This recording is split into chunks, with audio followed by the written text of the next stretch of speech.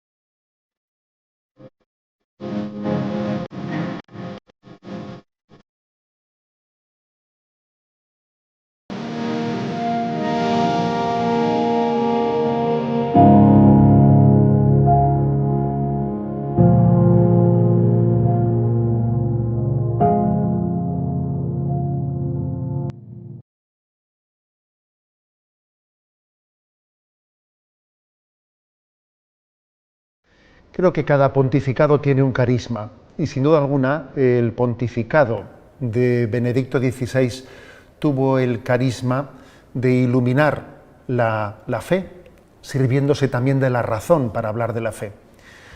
Y el pontificado del Papa Francisco creo que es complementario, en el sentido de que especialmente si Benedicto XVI tuvo un don y un carisma para hablar de la emergencia educativa, pues al mismo tiempo, digamos que el Papa Francisco creo que tiene un pontificado muy peculiar, muy providencial para abordar la emergencia afectiva.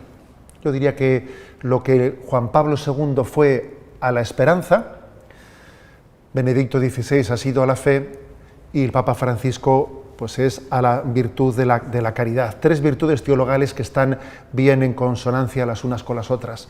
Pero centremos la cuestión, porque quiero hablar de la emergencia afectiva.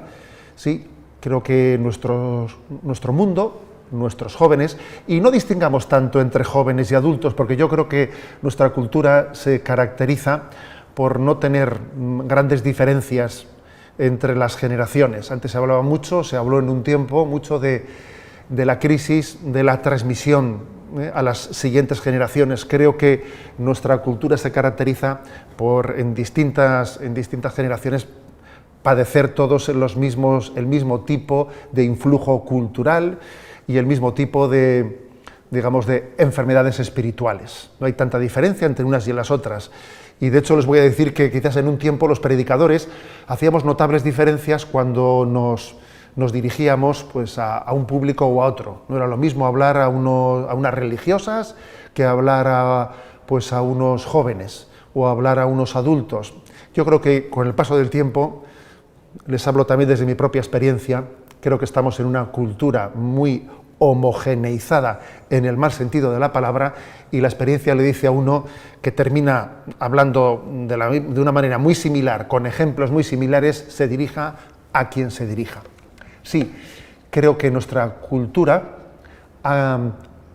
tiene un influjo tan grande que ha creado grandes heridas afectivas en todos nosotros, no digamos solo en los jóvenes, en todos nosotros, que podemos hablar de una emergencia afectiva. ¿Qué características tiene esa emergencia afectiva? Seguro que podría ser descrita de una manera mucho más profusa, mucho más detallada. Yo, obviamente, pues en este formato en el que estamos hablando voy a ser breve, sencillo y directo y voy a resumir. Me atrevería a decir que esta emergencia afectiva tiene tres características principalmente. La primera es la característica del narcisismo, que tiene un gran influjo cultural en nosotros. ¿En qué consiste ese influjo del narcisismo? Es una cierta incapacidad para amar a un tú distinto de tu propio yo. Es una dificultad para salir de nosotros mismos, para olvidarnos de nosotros mismos. El narcisista se caracteriza por quedarse atrapado en la contemplación de su propio yo, contradiciendo obviamente, yo diría radicalmente, la vocación del cristiano al olvido de uno mismo, a la entrega a los demás, que requiere un olvido de nosotros mismos, ¿no? Por lo tanto, la trampa del narcisismo nos incapacita para el amor, nos incapacita para la llamada del Evangelio a amar, que supone un olvido de nosotros mismos.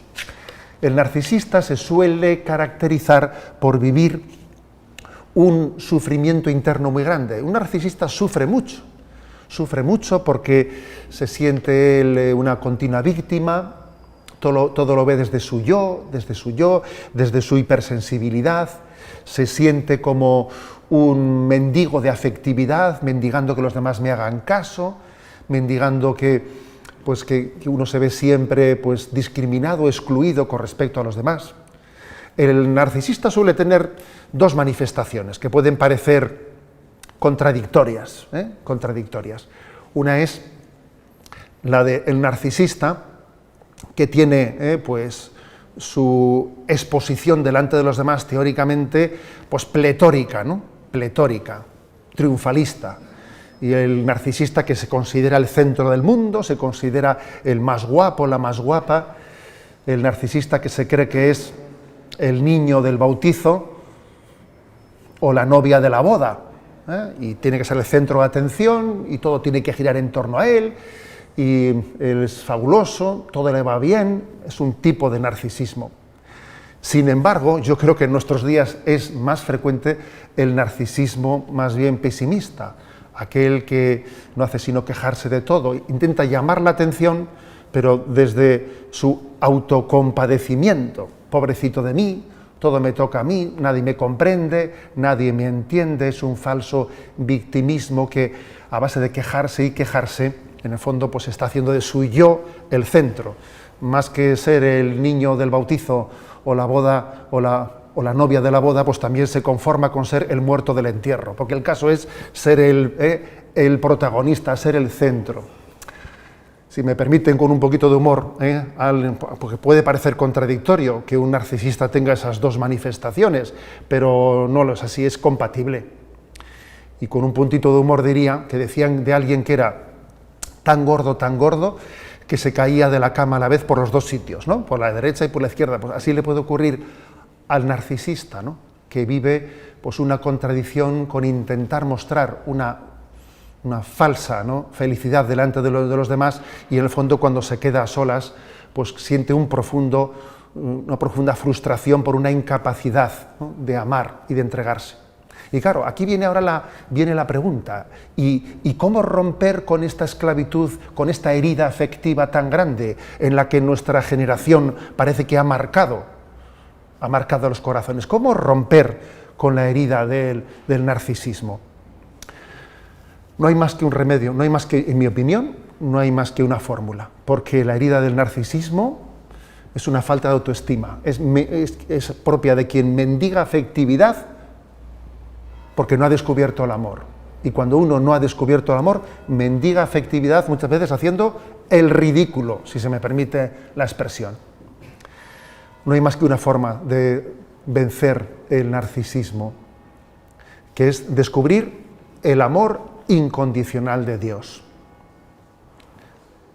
Somos amados de una manera incondicional por Dios. Dios nos ha amado conociéndonos de una manera única e irrepetible. Es más, podríamos decir, contradiciéndole a Descartes, que lo que verdaderamente caracteriza, da una explicación a nuestra vida, no es el pienso, luego existo, no. Lo que da razón de ser a nuestra vida es soy amado, luego existo. Estoy aquí porque Dios me ha querido, porque Dios ha pensado en mí. Incluso aunque las circunstancias en las que alguien fue concebido, ¿no?, pudiesen llegar a ser dramáticas, que ahí está también ligado el mito de Narciso. Sin embargo, aun cuando hubiese habido en nuestra vida heridas en las que nuestra familia no hubiésemos sido queridos y no hubiésemos venido a este mundo desde un amor estable, matrimonial, sin embargo, Dios no se ha equivocado, Dios nos ha amado personal y directamente a cada uno de nosotros. Además, creo que para sanar el narcisismo, otro gran recurso es el conocer el amor de Cristo en la cruz, porque por desgracia nuestra cultura se ha caracterizado por tener una imagen romántica del amor, puramente emotivista.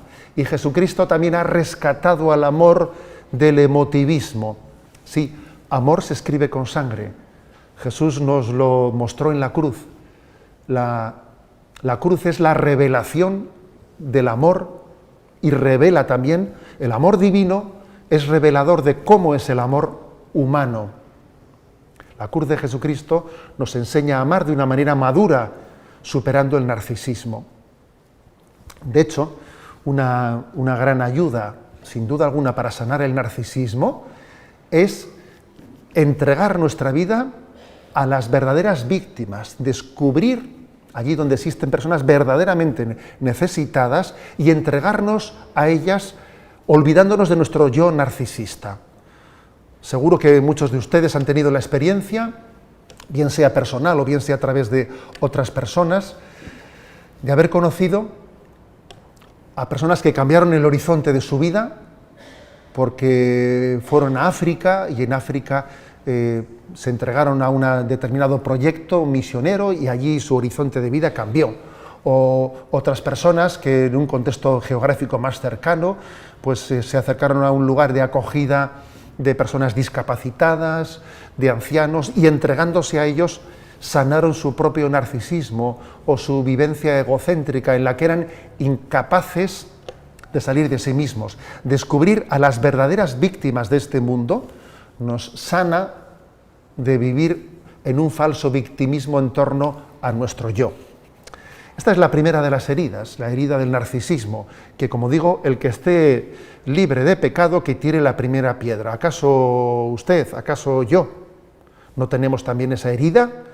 ¿No estamos llamados también a sanarla con una educación en el amor un amor de entrega? Pero la segunda herida es también omnipresente en nuestra cultura. ¿A qué me refiero? Me refiero a la herida del pansexualismo. El pansexualismo puede ser definido como una alerta sexual permanente, como una erotización de todas las relaciones humanas, que llega a esclavizar y a condicionar en gran medida nuestra felicidad y, por supuesto, también nuestra capacidad de recibir la predicación del Evangelio. Existe, todos lo sabemos, un bombardeo por tierra, mar y aire del erotismo, de esa visión sexualizada de la existencia que puede llegar a condicionar esa capacidad de amor como donación de nuestra vida. Se ha producido en este mundo, en esta cultura pansexualizada, lo que yo llamaría una concatenación de divorcios. Sí, ¿a qué me refiero con esta concatenación de divorcios sin la cual sería imposible esta cultura pansexualizada en la que estamos ahora mismo? Pues el primer divorcio que tuvo lugar allí por los años 60, cuando se introdujo la anticoncepción, fue el divorcio entre el sexo y la procreación, y parecía un gran avance. ¿Por qué no podía ser un gran avance el divorciar el sexo de la procreación? ¿Por qué la sexualidad tendría que estar ligada intrínsecamente a la procreación? Parecía que eso no tenía por qué condicionar la vocación al amor del hombre. Sin embargo, como Pablo VI proféticamente anunció que ocurriría en la encíclica Humanae Vitae, con el paso del tiempo ese divorcio del sexo, de la procreación, conllevó otra serie de divorcios, como fue el del amor del matrimonio, porque ¿para qué necesitamos unos papeles, firmar unos papeles para amar? Pues podemos amar sin matrimonio. Y de ahí vino también más tarde pues el divorcio del sexo del amor. ¿Por qué tiene que estar siempre ligado la sexualidad al amor? También se puede vivir la sexualidad sin una relación directa al amor. Y llega un momento en el que, paradójicamente, llega a producirse más divorcios, porque el propio sexo llega a divorciarse de la voluntad, ¿sí? Porque las esclavitudes sexuales han pasado a ser adicciones de las que ya no es dueño ni siquiera uno mismo. El sexo se ha llegado a divorciar de la voluntad. El sexo hoy en día es una de las esclavitudes que más hacen sufrir a muchísimas personas. Comenzó reivindicándose bajo la bandera de la libertad, y fíjate tú por dónde, fijémonos que ha llegado a ser uno de los motivos de esclavitudes principales en nuestra vida. Lo que se prometía bajo la bandera de la libertad, el amor libre, ha acabado siendo un objeto verdaderamente de sometimiento, el nuevo pan y circo, el pan y circo de nuestros tiempos. Y ya en el último momento, en el cénit de la ideología de género, se está produciendo un divorcio del sexo de la propia identidad, cuando ya la propia sexualidad y la propia identidad masculina y femenina son capaces de divorciarse. Fijémonos qué concatenación ha habido, ¿no?, de fracturas interiores. Dios nos creó en una unidad intrínseca, en una unidad en su creación, y nosotros, fruto del pecado, comenzamos divorciando el sexo de la procreación, continuamos divorciando el amor del matrimonio, después el sexo del amor, después el sexo de la propia voluntad de regir nuestras acciones, y finalmente hemos llegado a divorciar el sexo de la propia identidad. Y todo ello ha creado una profunda herida afectiva en nuestra cultura y en nuestras generaciones. Y entonces, ahora, ¿qué respuesta podemos dar a esta gran herida? Pues sin duda alguna la respuesta es la predicación de la virtud de la castidad. La virtud de la castidad, que curiosamente, ¿no?, algunos han querido hacer de ella pues una ridiculización, creo que es verdaderamente necesaria para rescatar la dignidad del hombre. Poseerse para poder darse. Nadie puede entregar su vida, nadie puede entregar su sexualidad si no es dueño de ella. Poseerse para entregarse. Esa es la clave de la virtud de la castidad. Creo que estamos llamados a tomarnos en serio la educación afectivo-sexual desde los primeros estadios de la educación afectivo-sexual, a seguir muy de cerca en nuestros colegios qué tipo de antropología se transmite a nuestros hijos. Estamos también llamados a poder acompañar con terapias, ¿no?, con terapias reparativas, todas las heridas afectivas que se han ido generando, que se están generando en nuestra cultura. Pero hay una tercera herida. Si he hablado de la herida del narcisismo y he hablado también de la herida del pansexualismo, todavía hay otra herida. No me atrevería a decir si es superior o inferior, pero es la herida de la desconfianza. ¿A qué me refiero con la herida de la desconfianza? Existe un síndrome de desconfianza en nuestra cultura que llega a generar una gran inseguridad en nosotros mismos, ¿no?, acompañado de una notable dificultad de confiar en los demás. Cuando uno ha crecido en una situación, en una cultura en la que no ha tenido un suelo firme, cuando uno ha crecido en una cultura en la que no ha tenido referentes fuertes de los que poder fiarse, en los que poder confiar, no ha tenido una familia, una estructura unida, una estructura segura, se puede generar en él pues una gran desconfianza. Cuando alguien ha vivido pues una serie de relaciones afectivas, que se ha sentido traicionado en la adolescencia y fue fácilmente traicionado, puso su confianza en alguien, incluso le entregó su intimidad indebidamente y luego fue traicionado, puede llegar un momento en el que a esa persona le cueste confiar de una manera cuasi patológica. Es como cuando pues un gatito, un pequeño gatito, pues se ha acercado a nosotros, y cada vez que se ha acercado pues a pedir su comida, su ración de comida, paradójicamente ha recibido un palo.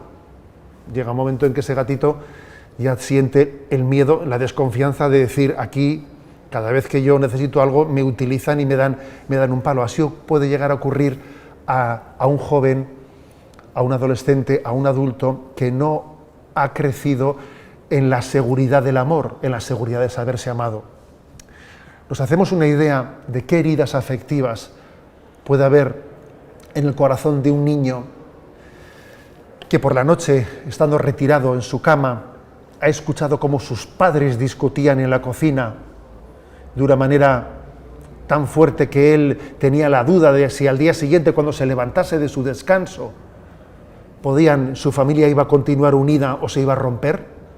Cuando ha dormido ese niño con la inseguridad de si el suelo firme que estaba pisando iba a existir al día siguiente, todo ello genera grandes heridas de desconfianza, que nos aísla y nos lleva a no fiarnos de nadie. Y paradójicamente, cuando no nos fiamos de nadie, paradójicamente, terminamos también por no fiarnos de Dios. Porque al principio decimos, no, yo no me fío de nadie, pero únicamente Dios es el único que no falla.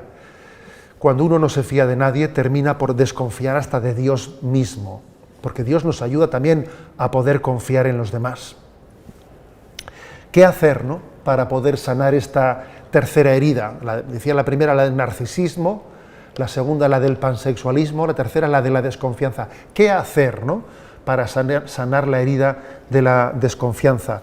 Pues creo que obviamente la respuesta es la experiencia de la amistad cristiana.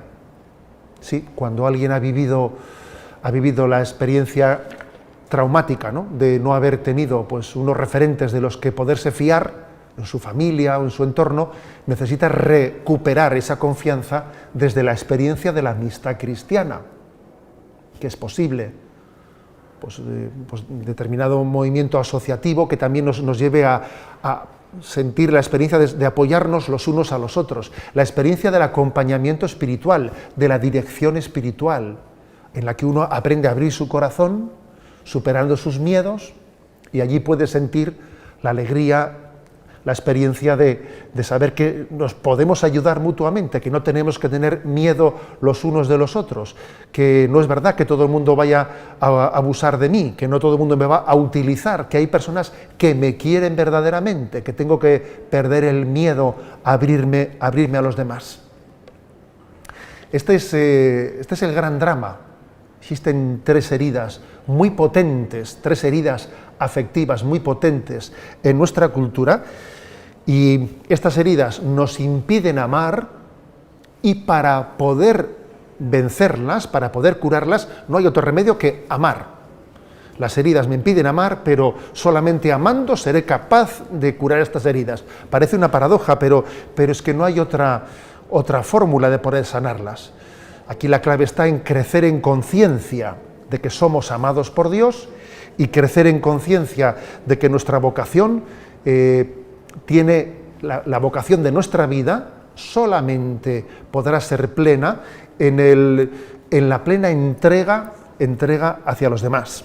Vivir en intensidad la vocación al amor para la que cada uno de nosotros hemos sido creados.